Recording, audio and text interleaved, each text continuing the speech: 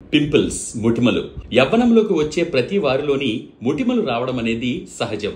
ఈ ముటిమలను గనక మన గోళ్లతో గిల్లితే అవి ఇంకా ఎక్కువైపోయే ప్రమాదం ఉంది. మరి వాటిని ఎలా తగ్గించుకోవాలి?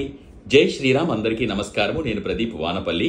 ముందుగా మా తల్లిదండ్రులకు, గురువులకు, పెద్దలకు పాదాలు పట్టి ప్రార్థిస్తున్నాను.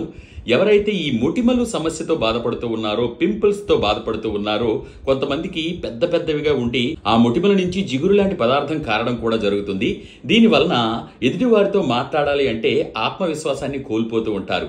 అటువంటి వాళ్ళు 3 పూటల గోరువెచ్చని నీటితో మొహాన్ని పరిశుభ్రంగా కడుక్కుంటూ ఉండాలి. దాంతో పాటు రాత్రి నిద్రపోయే ముందు కుంకుడుకాయ తీసుకొని కొంచెం గోరువెచ్చని నీళ్లు వేసి దాన్ని సానరాయిపై అరగదీస్తే ఒక ముద్దలాగా వస్తుంది కదా. దానిని రాత్రి పడుకోబోయే ముందు ఏవైతే మీకు పింపుల్స్ ఉంటాయో అక్కడ అప్లై చేయండి. అప్లై చేసి అలాగే విడిచిపెట్టండి. ఉదయం లేచిన తర్వాత గోరువెచ్చని నీటితో మొహం కడిగేసుకోండి. ఈ విధంగా చేయడం వలన కూడా మీ పింపుల్స్ ముటిమలను అద్భుతంగా తగ్గించుకునే అవకాశం ఉంటుంది.